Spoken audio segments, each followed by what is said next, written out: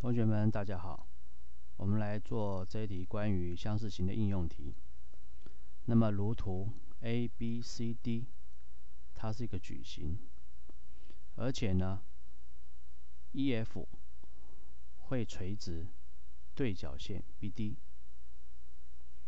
那么垂足是 G 点，我们要求 EF 的长度。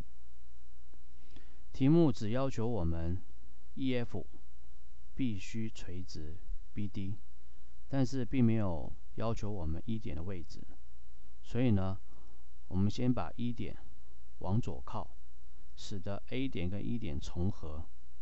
那么这样子呢，我们求 EF 的长度呢，并不会影响到结果。接下来，由三高定理，我们可以算出斜边 BD 的长度是20。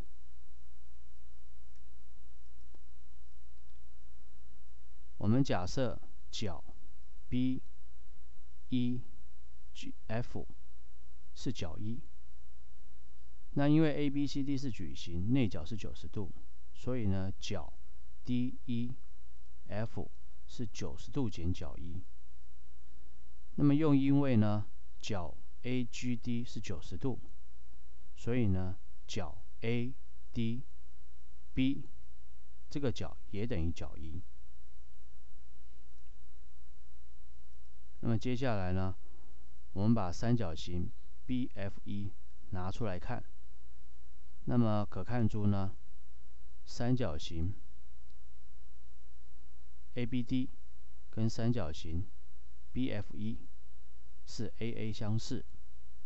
哪两个角呢？90度对90度，角1对角1，所以符合 AA 相似性质。当两个三角形相似之后呢，对应边成比例，就可以得到 AD 比上 DB 会等于 BE 比上 EF， 对应边成比例。